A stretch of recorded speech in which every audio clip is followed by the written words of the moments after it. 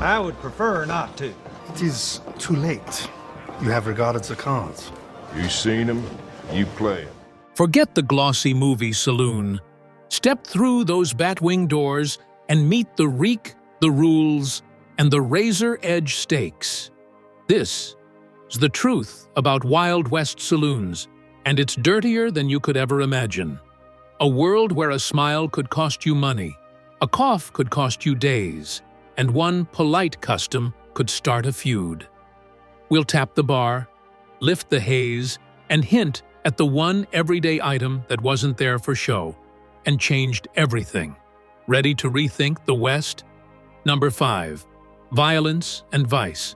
When people imagine a Wild West saloon, they often picture chaos. Hollywood gave us images of chairs smashing, bottles flying, and half the room diving into an all-out brawl. In truth, those giant melees were unusual. Violence in a saloon was not a stage fight for the crowd to watch. It was fast, ugly, and usually ended with someone on the floor. Real saloon violence tended to be personal. Maybe two men argued over a gambling hand, or one felt insulted by a careless remark. Instead of a long fistfight, many clashes were over in seconds. A shove, a hidden blade, or a single shot could end it. Often, there wasn't a chance for anyone else to step in. In that way, saloon violence was more frightening than the movie version. There was no warning, no music building suspense, just a sudden snap of rage that might end in blood. It's worth asking, were men in these rooms always carrying grudges, looking for excuses?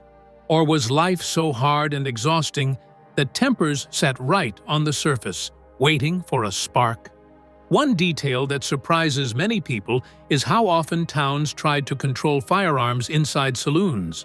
The image of men storming through the swinging doors with pistols ready is pure cinema. In real life, many establishments had a rule: guns checked at the door. Some towns even passed local laws requiring weapons to be handed over when entering public spaces. The rule wasn't about morality, it was about survival.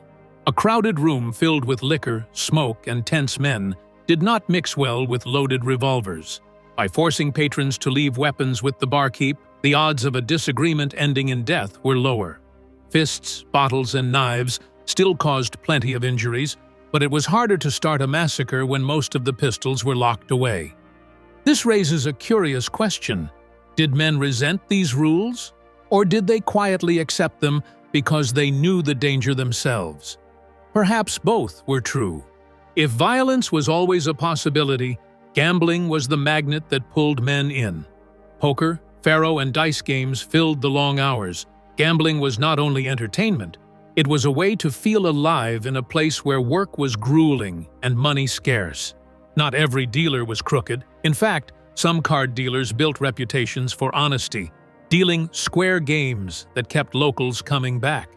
A respected dealer could become a fixture of town life, known by name and sometimes protected by regulars who valued fairness. But alongside them moved the drifters, the sharpers, and swindlers. These men lived by trick decks, false shuffles, and quick hands. Their prey was usually the newcomer, the miner flush with fresh gold dust, or the cowboy with pay burning in his pocket. When cheating was discovered, fists flew, sometimes more. A single rigged hand could trigger the kind of sudden, deadly fight that gave saloons their reputation. One can imagine the tension, every shuffle of cards holding the weight of suspicion, every glance across the table hiding either trust or deceit. Movies often blur the roles of women in these establishments, but there was a sharp line between saloon girls and women offering intimate services. Both worked in the same spaces, yet their lives were very different. Saloon girls were entertainers. They sang, danced, and most of all, they talked. Their task was to keep lonely men drinking, laughing, and spending money. For some women, it was a path to a measure of independence. They weren't tied to household labor or farm drudgery, and they earned wages in a world where opportunities for women were scarce. But the job came with its own hardships: long hours, constant smoke, and the need to smile at strangers who could be drunk, rude, or worse. By contrast, women of the trade worked the edges of the saloon world. Their trade was separate, yet often nearby. It was riskier, not only because of physical danger from clients, but also from disease. Few had protection, either from the law or from the owners of the establishments. While some women managed to earn well and even move on to other ventures, many faced a harsh cycle of poverty and illness. It is tempting to ask, how often did these categories blur? Did some saloon girls quietly turn to the trade when wages ran thin? Or did women in the trade sometimes step into the role of entertainer to find more safety? The line may not have been as solid as history books suggest. Taken together, the saloon was a house of contradictions.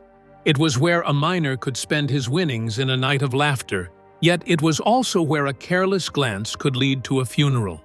It was a place where women found one of the few routes to earn a living outside domestic service, but also a place where exploitation thrived. It was where gambling could be fair and thrilling, or crooked and deadly. The vice was real. So was the violence. But not in the way movies suggest. The giant brawls where everyone joined in were rare, almost mythical. What people really faced was subtler, sharper, and deadlier. It was a world where each man carried his pride like a loaded gun, even if the revolver was checked at the door. If you thought the fights and schemes inside were rough, wait until you see the buildings themselves, because the walls holding it all together were just as grim as the people inside. Number 4. The building. The image most people hold of a Western saloon is the tall, proud structure standing right in the center of town, all polished wood and glittering lights. That is the Hollywood picture. The real buildings that men and women stepped into on the frontier were far rougher, more fragile, and much less impressive. In the earliest camps, a saloon was often the very first business to appear, but it might have looked more like a temporary shelter than a permanent hall. Tents made from canvas, sod houses dug into the ground, or simple shacks built from scraps of timber were the beginning of many of these places. If the town collapsed, which happened often, the saloon could be packed up and moved or left behind like a husk. How many of those first makeshift drinking tents disappeared without anyone remembering them? As towns grew, wooden buildings began to replace the tents and shacks. The builders rarely aimed for beauty.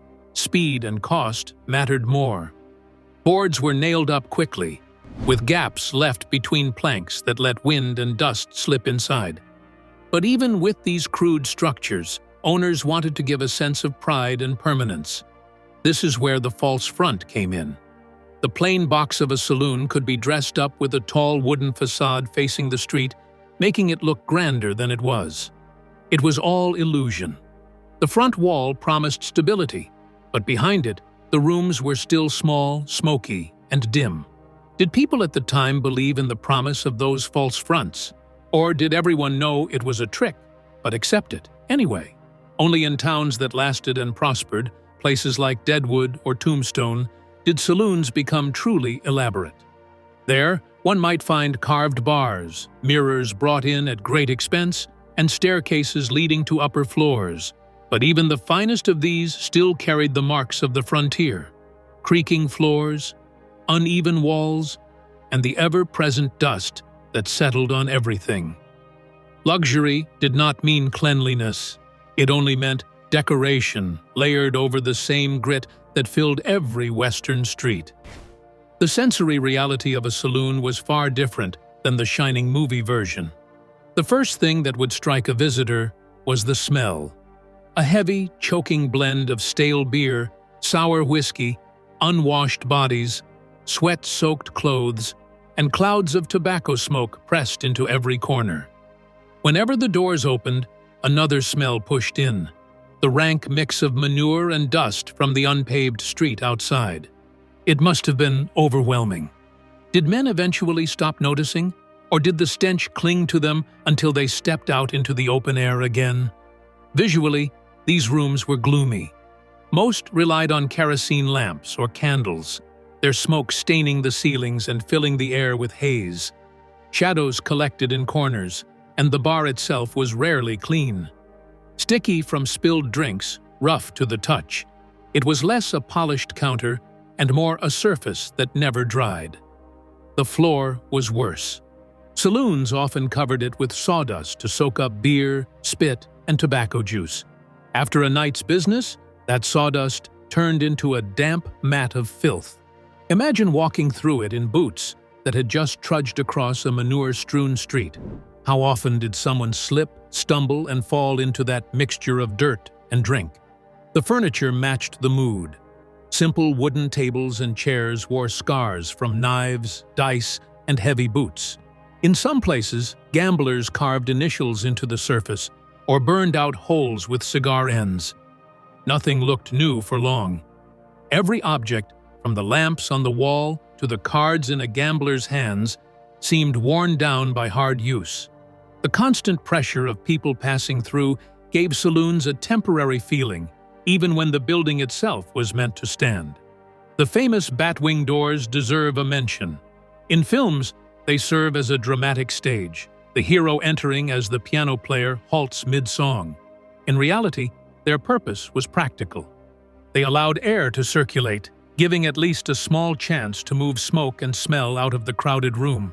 The half-doors also made it easy to walk in and out quickly without handling a heavy, full door. At the same time, they let light from the street filter inside. The effect might have been less theatrical than we think, but just as memorable for anyone stepping through them. Did patrons see those doors as a welcome sign, or did they serve as a reminder that privacy was rare in the West? Anyone walking by could glance inside, catching a glimpse of whatever business was unfolding. Even in the roughest towns, saloons had to balance between being a shelter and being a lure. The buildings were fragile, but they were meant to look solid. The rooms were dark and dirty, but they were meant to feel alive with noise and light. Owners cut corners where they could, but they also understood that the saloon was not just a place to drink. It was a place to gather, to gamble, to meet strangers, and to hear news. In that sense, the building itself became a stage where every detail mattered, from the false front on the street to the smoky lamps inside. If one walked through a saloon in the 1870s, the senses would have been overwhelmed. The bitter air in the lungs, the sticky boards under the palms, the flickering shadows from cheap lamps. Men raised voices over the coughing of neighbors, and every now and then a door swung wide to bring in another gust of dust. The building was not a polished jewel of the frontier. It was a shell, a box to hold people together in an environment that rarely allowed comfort. Number 3, sickness. When we think of dangers in the Wild West, we often imagine gunfights at high noon, ambushes in the street, or knife fights in the dark corners of saloons. The real threat was not so dramatic. Death came quietly, carried by germs, filth, and the crowded air inside those smoky rooms. A saloon was not just a place to drink and gamble, it was a breeding ground for sickness. Hygiene on the frontier was far from what we know today. Bathing was a chore that many people simply avoided. Water had to be hauled by hand, bucket after bucket, and then heated over a fire. For families, one small tub of water served everyone, starting with the father and ending with the youngest child. By the last turn, the water was lukewarm, gray, and slimy with dirt. It is easy to imagine how rarely this ritual happened. Weeks might pass before a man had a full wash, and in between, he carried the dust, sweat, and grease of daily labor on his skin. When such men filled a saloon, the stench must have been overpowering. Did they notice it themselves? Or had life trained their noses to ignore what today would make most of us gag? Dental care was even worse. Toothbrushes were scarce, and toothpaste was not widely available. Instead, men picked food from their teeth with knives, bits of wood, or whatever was at hand. Infections were common, and when a tooth became unbearable, the barber or blacksmith often doubled as the dentist. Their tools were not designed for delicate work. Pliers yanked out teeth while the patient gripped the chair and swallowed whiskey for courage. Sometimes the tooth broke, leaving fragments that festered into greater infection. One wonders how many lives ended not from a bullet, but from blood poisoning caused by a tooth pulled in the wrong way. The towns themselves contributed to the sickness inside the saloons. Few had sewer systems, and waste was often dumped at the edge of town or directly into the street. Piles of refuse rotted in the sun. Rain washed the mess downhill, and animals dragged it back through the roads. Every boot that stepped into a saloon carried that filth inside. The floor, already sticky with beer and tobacco spit, became layered with manure and mud. Sawdust scattered across the ground soaked up everything, but it did not clean it. Instead, it held the germs close to where men sat and drank. Did anyone ever stop to think about what they were really inhaling when they bent over a glass of whiskey? Where there was filth, there were pests. Lice lived in unwashed hair and clothing. Flies swarmed across spilled drinks and plates of food. Roaches scurried through cracks in the floorboards and walls. A man could walk into a saloon with a clean shirt, if such a thing existed, and walk out with a few extra companions crawling beneath the fabric.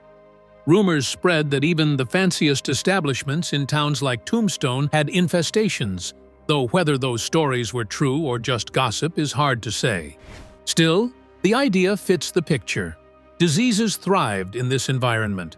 Cholera, carried by contaminated water, could sweep through a town in days, leaving death in its wake. Tuberculosis, known then as consumption, spread easily in the smoky, crowded air. Men coughed deep into their chests, hacking over the bar or the card table, each breath carrying invisible danger. Smallpox was another slayer, leaving scars on survivors and filling graveyards with those who did not live through it. These illnesses were far deadlier than any saloon shootout. Statistics are scarce, but it is almost certain that a person had a greater chance of dying from a disease caught in a saloon than from a bullet fired inside one. The image of shared glasses adds another layer to the story. Many saloons did not have enough clean cups for every patron, and washing was rare. Men passed glasses between them, wiping only with a dirty rag or their sleeve. How often did that simple act, taking a swig from the same glass, pass cholera or tuberculosis from one throat to another? Did anyone suspect the risk, or did they think only about the burn of the whiskey? Even the air itself was dangerous. Thick tobacco smoke clung to the rafters, clouded the lamps, and filled every lung. In a time when men already lived with poor diets, heavy labor, and constant exposure to dust, their bodies were weak against disease. The saloon pressed those weaknesses together in one dark, crowded room. The great irony is that people often came to the saloon seeking escape. It was a place to forget hardships, to laugh, to gamble, to drink. Yet each visit carried an invisible price. Every handshake, every shared drink, every cough across the table might plant the seed of death. Perhaps men suspected it, but what choice did they have? The saloon was the center of social life. To avoid it meant to live apart, and few were willing to take that path. You've seen how sickness spread like wildfire inside those walls. Now keep your eyes peeled, because the next one will change your views on what was really being poured into those glasses. Number 2, poisoned whiskey. When we imagine a cowboy slamming down a shot of whiskey, we often picture a smooth golden liquid poured from a clean bottle. That image belongs to modern bars and movie sets. On the frontier, the whiskey served in saloons was rarely pure, rarely aged, and often dangerous. The names it carried tell the story well: Coffin Varnish, Tarantula Juice, Rotgut. These weren't colorful nicknames meant for fun. They were warnings, spoken half-jokingly, but based in truth. Real whiskey, carefully distilled and aged in barrels, was a luxury on the frontier. Transporting it across long distances was costly, and supplies were limited. Saloons needed cheap liquor that could be sold to miners, cowboys, and drifters who had little money but a strong thirst? The answer was to make their own. Raw grain alcohol formed the base. Harsh, clear, and nearly undrinkable on its own, it was then altered with whatever could be found. Burnt sugar added a dark color, fooling the eye into believing it had aged in wood. A plug of chewing tobacco was sometimes dropped into the mix, giving it both flavor and a nicotine bite. Then came the most alarming additives: turpentine, a solvent used in paint, or creosote, a wood preservative. Both were toxic, but they gave the liquor a sharper kick and a smoky taste. The result was a drink that could burn all the way down, scorch the stomach, and sometimes make a man violently sick. Rot gut was not an exaggeration but a description of what it did. People who drank enough of it suffered cramps, vomiting, and sometimes worse. How many men died not from bullets, but from poisoning themselves night after night at the saloon bar? Records are rare, but the danger was very real. Beer did not provide much comfort either. Without refrigeration, it was served warm, often flat, and sometimes spoiled before it ever reached a glass. To stretch supplies, saloon keepers watered it down. To make up for the weak taste, some mixed in narcotics or other chemicals, giving it a strange potency. A man could drink what seemed like a simple mug of beer and feel dizzy or sluggish after only a few swallows. Did patrons notice the trick? Or did they accept the risk because there was nowhere else to turn for a drink? There was almost no regulation. The federal government had little power to police frontier saloons, and local authorities rarely had the means or the will to test what was being poured. For owners, profit came first. A barrel of raw alcohol, colored and flavored with scraps, could be sold as whiskey dozens of times over. Customers might complain, but unless the drink caused immediate death, their words had little effect. In places where life was already hard and short, people often shrugged off the risks. Was it better to drink poison and forget the day's troubles than to stay sober and face them clear-eyed? Many seemed to believe so. The names themselves, coffin varnish, tarantula juice, suggest both humor and dread. Humor because people tried to laugh about the danger. Dread because the danger was undeniable. One can imagine a newcomer in town hearing the locals warn him with a grin, "Careful with that stuff. It'll put hair on your chest or send you to the undertaker." Was this joking tone a way to hide the fear, or simply a shared ritual of acceptance? Stories survive of saloon whiskey that was so strong it peeled paint, or so foul it left drinkers coughing for hours. Some accounts suggest men used the same liquor to clean wounds, strip grease, or light fires. Were those tales exaggerated? Perhaps. But even if half true, they point to the strange line between medicine, poison, and drink in that world. Not every saloon cut corners to the same degree. Some prided themselves on offering better stock, often brought in at high cost from larger cities. These were rare, and only towns with wealthier residents could support them. But for most frontier towns, what people called whiskey was really a home-brewed mixture closer to chemical soup. Patrons lined up anyway, because the ritual of drinking together mattered more than the taste. A shot of rot gut was a signal of belonging. It marked a man as part of the crowd. Did that sense of community outweigh the pain in the gut and the pounding in the head the next morning? For many, it must have. The danger of poisoned liquor also added another layer to the saloon's reputation as a risky place. Violence might come from a knife or a gun, but illness could come from the glass in your hand. Even survival required a gamble. Every drink was a roll of dice. Would it warm you or slay you? That risk might explain why men spoke of their drinks in such dramatic terms. The names carried both pride and fatalism, as if to say, "Yes, I drink tarantula juice, and if it slays me, so be it." Don't leave just yet, because this last one will blow you away. The shocking truth about who was actually allowed through those swinging doors. Number 1. Not everyone was welcome. The saloon of the Old West is often shown as a place where anyone could wander in off the street, toss a coin on the counter, and join the crowd. In truth, the doors were far less open. Rules, unwritten but firmly understood, decided who belonged inside and who did not. A saloon might have looked like the social heart of the frontier town, but it was not a place of equal welcome. One of the most rigid lines was drawn against women of standing. A respectable woman, meaning a wife, mother, or daughter, tied to family reputation, never stepped through those batwing doors. To do so would have risked her honor and the judgment of neighbors. A saloon was seen as a man's domain, a rough space of drinking, gambling, and smoke-filled talk. Women who did enter were almost always saloon girls or women of the trade, working roles tied directly to the business inside. Did some curious wives ever slip in to pull out a husband who had spent too much money? If they did, history did not often record it, perhaps because such moments clashed with the sharp social expectations of the day. Race was another boundary. Native Americans were almost always barred from white-owned saloons. They were either pushed to the edges of town or denied entry outright. Chinese immigrants, who came west in large numbers to build railroads or work in laundries, faced similar exclusion.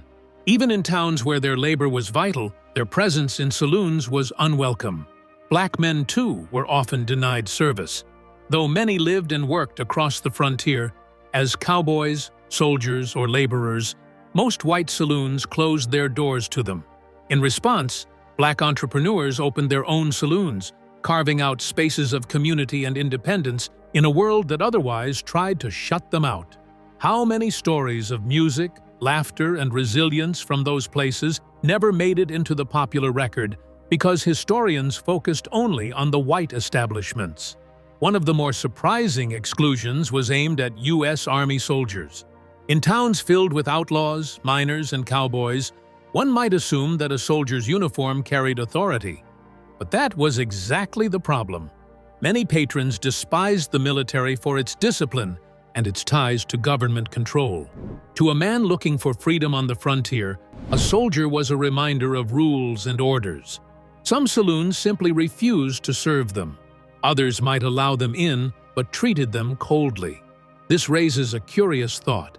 Did soldiers sneak into saloons in civilian clothes, hiding their status just to enjoy a drink like anyone else?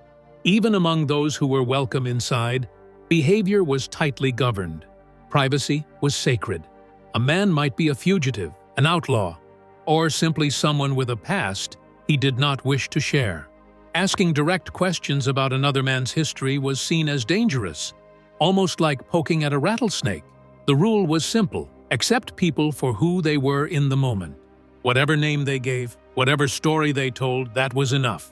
Did this silence about the past create an atmosphere of constant suspicion, or did it give men a strange sense of freedom, knowing they could reinvent themselves once they crossed the threshold? Another important rule was the obligation to buy rounds of drinks.